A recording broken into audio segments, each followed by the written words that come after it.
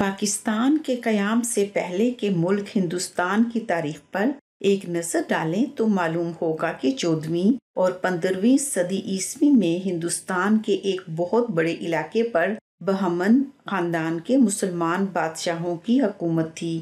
یہ بادشاہ دلی کے تغلق، سید اور لودھی خاندانوں کے بادشاہوں کے ماتحت نہیں تھے، بلکہ بالکل آزاد اور خود مختار تھے۔ بہمنی خاندانوں کے بادشاہوں کی حکومت دکن میں شمال کی طرف برار تک، مشرق میں تلنگانہ تک اور جنوب مغرب میں دریائے کرشنا اور سمندر تک پھیلی ہوئی تھی۔ اس میں گلبرگہ، ورنگل، بیدار، احمد نگر، بیجاپور اور کئی دوسرے شہر اور علاقے شامل تھے۔ بہمنی خاندان اور سلطنت کا بانی حسن نامی ایک غریب شخص تھا۔ وہ قسمت کا ایسا دھنی تھا کہ ایک دن ایک بڑے ملک کا بادشاہ بن گیا اور تاریخ میں سلطان علاء الدین حسن گنگو بہمنی کے نام سے مشہور ہوا۔ پھر یہ بادشاہت اس کی اولاد میں تقریباً 200 سال تک قائم رہی۔ حسن کون تھا اور کہاں سے آیا تھا، اس کے بارے میں بہت سے مورخین نے طرح طرح کے دنیاوی گھوڑے دوڑائے، لیکن 16ویں صدی عیسوی کا مشہور مورخ محمد قاسم فرشتہ اپنی تاریخ میں لکھتا ہے، حسن نامی ایک شخص سلطان غیاث الدین تغلق کے زمانہ کے دوران میں یا اس سے کچھ پہلے دلی آیا۔ غریبی اور تنگ دستی نے اس کو سخت پریشان کر رکھا تھا، اس لیے اس نے اپنا پیٹ پالنے کی خاطر گنگو نامی ایک امیر برہمن کی ملازمت اختیار کی۔ یہ برہمن ستاروں کا علم جانتا تھا اور سلطان غیاث الدین کا بیٹا شہزادہ محمد تغلق اس کو بہت مانتا تھا۔ گنگو برہمن لوگوں میں گنگو بہمن نجومی کے نام سے مشہور تھا۔ حسن بڑا صحت مند اور کڑیل جوان تھا۔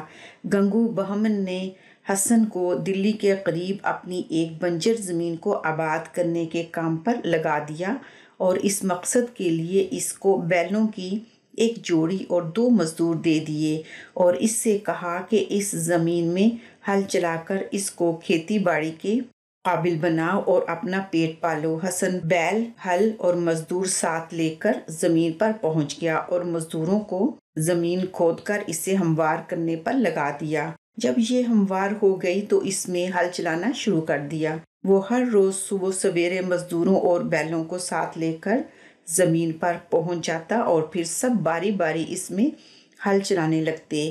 ایک دفعہ وہ ہل چلا رہا تھا کہ ہل کی نوک زمین کے اندر پھنس گئی۔ اس نے بڑا زور لگایا لیکن ہل آگے چلنے کا نام نہ لیتا تھا۔ اس نے غور سے دیکھا تو ہل کی نوک کو ایک زنجیر میں پھنسا ہوا پایا۔ یہ زنجیر ایک بڑے برتن کے منہ سے بندھی ہوئی تھی۔ اس نے زمین کھود کر برتن کو باہر نکالا اور اس کا ڈھکنا اٹھایا تو اس کو سلطان علاء الدین خلجی کے زمانے کے سونے کے سکوں اور اشرفیوں سے لبالب بھرا پایا۔ وہ چاہتا تو یہ ساری دولت اپنے پاس رکھ سکتا تھا، لیکن اس کی ایمانداری نے یہ بات پسند نہ کی اور اپنے آقا کی دی ہوئی زمین میں سے نکلے ہوئے مال میں خیانت کرے۔ اس نے یہ ساری دولت ایک چادر میں باندھی اور سیدھا گنگو بہمن کے مکان پر پہنچا۔ جب یہ مال اس نے گنگو کے سامنے رکھا اور اس کو بتایا کہ یہ اس کی زمین سے نکلا ہے تو وہ حسن کی ایمانداری دیکھ کر حیران رہ گیا اور دوسرے دن صبح ہوتے ہی اس نے سارا واقعہ اپنے دوست شہزاد اور محمد تغلق کو بتایا۔ شہزادے کو یہ سن کر بڑی حیرت ہوئی کہ ایک معمولی غریب آدمی بھی ایسا ایماندار اور سچا ہو سکتا ہے۔ شہزادے نے اسے بلا بھیجا۔ حسن شہزادے کی خدمت میں حاضر ہوا تو شہزادے کو اس کا حلیہ، صاف ستھرا سادہ لباس اور گفتگو سب چیزیں بہت پسند آئیں اور اس نے اپنے والد سلطان غیاث الدین تغلق کو اس کی ایمانداری کا سارا قصہ سنایا۔ بادشاہ پر اس کا بہت اثر ہوا اور اس نے حسن کو ڈھیر سارا انعام دے کر اپنے درباری امیروں میں شامل کر لیا۔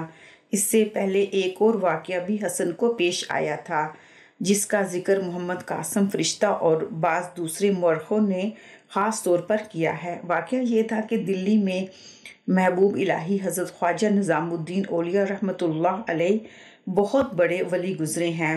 ولی اس نیک انسان کو کہتے ہیں جو بڑا پرہیزگار، اللہ کی عبادت کرنے والا، مخلوق خدا کی خدمت کرنے والا اور اللہ تعالیٰ کے بہت قریب ہو۔ جس زمانے میں حسن دلی آیا، سارے ملک میں حضرت خواجہ نظام الدین اولیاء رحمۃ اللہ علیہ کی پرہیزگاری اور کرامتوں کی شہرت پھیلی ہوئی تھی۔ لوگ دور دور سے برکت اور دعا کے لیے ان کی خدمت میں حاضر ہوتے تھے۔ ان کا دروازہ غریب امیر سب کے لیے کھلا رہتا تھا۔ ایک دن خواجہ صاحب کی دعوت پر شہزادہ محمد تغلق اور بہت سے دوسرے مہمان آپ کی خدمت میں حاضر ہوئے۔ آپ نے ان کی بہت خاطر مدارات کی اور سب کو طرح طرح کے کھانے کھلا کر رخصت کیا۔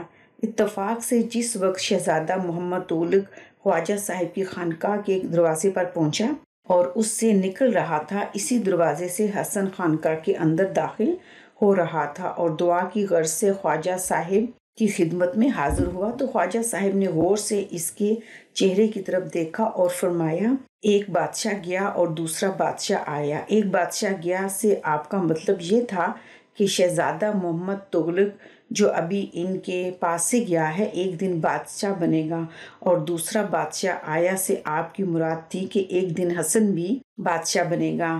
شہزادہ محمد تغلق کا بادشاہ بننا تو یقینی تھا، کیونکہ اپنے والد سلطان غیاث الدین تغلق کے تخت اور تاج کا وہی وارث تھا۔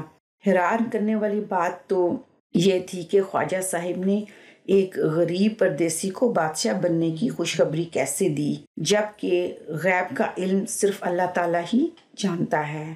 بات اصل میں یہ ہے کہ اللہ تعالیٰ بعض اوقات اپنے خاص بندوں کو آئندہ پیش آنے والی باتیں بتا دیتا ہے یا ان کے دل میں ڈال دیتا ہے۔ اللہ تعالیٰ اپنے بعض بندوں کو قیافہ شناس کا علم بھی عطا کرتا ہے، یعنی وہ دوسرے انسان کے چہرے مہرے یا خد و خال کو دیکھ کر اس کا برا بھلا پہچان جاتے ہیں۔ واقعہ کی صورت کچھ بھی ہو، یہ روایت بہت مشہور ہے کہ حضرت خواجہ صاحب نے حسن کو بہت عرصہ بعد بادشاہ بننے کی خوشخبری دی اور اس کے حق میں دعا کی۔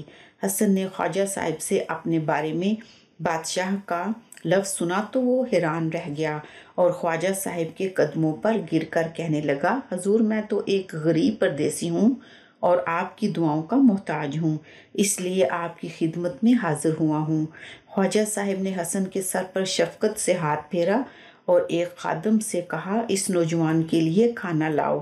خادم نے آہستہ سے عرض کیا، حضور مہمانوں کے لیے جو کھانا تیار کیا گیا تھا وہ تو ختم ہو چکا ہے۔ خواجہ صاحب اس دن سے تھے۔ آپ نے فرمایا، میرے افطار کے لیے جو کھانا رکھا ہے وہی لے آؤ۔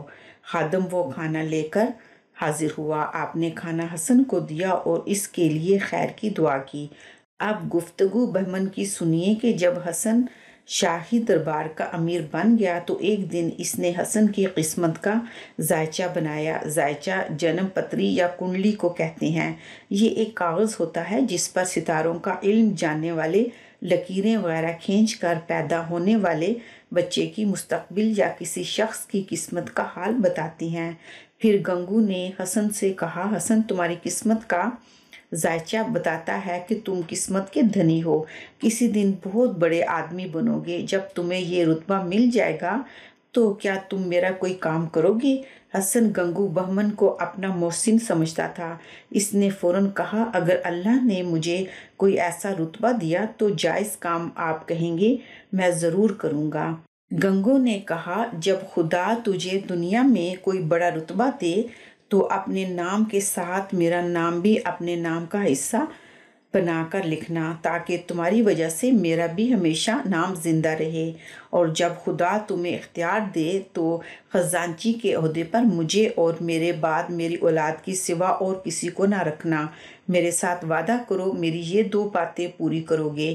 حسن نے وعدہ کیا، جب بھی مجھے اختیار والا بلند مرتبہ ملا تو میں یہ باتیں ضرور پوری کروں گا۔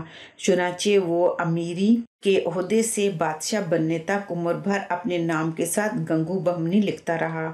اس کی اولاد میں جو بادشاہ ہوئے وہ بھی اپنے نام کے ساتھ بہمنی لکھتے رہے اور گنگو بہمن کی اولاد کو شاہی خزانچی مقرر کرتے رہے۔ بعض لوگوں نے لکھا ہے کہ حسن فارس کے بادشاہ بہمن کی اولاد سے تھا، اس لیے اسے بہمنی کہا جاتا ہے، لیکن زیادہ مشہور کہانی یہی ہے جو ہم نے بیان کی ہے۔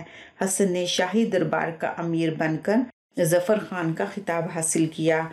جب سلطان محمد تغلق نے دکن شہر دیوگڑھ کو دولت آباد کا نام دے کر اپنا دارالحکومت بنایا تو حکم جاری کیا کہ جس کا جی چاہے خواہ وہ کوئی عہدے سے ہو یا درباری امیر وہ دولت آباد جا کر رہ سکتا ہے۔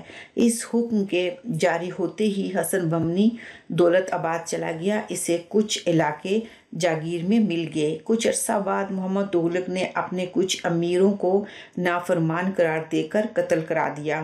اس پر بادشاہ کے خلاف بہت سے امیروں نے بغاوت کر دی۔ ان سب نے مل کر حسن بہمنی کو اپنا سردار بنا لیا۔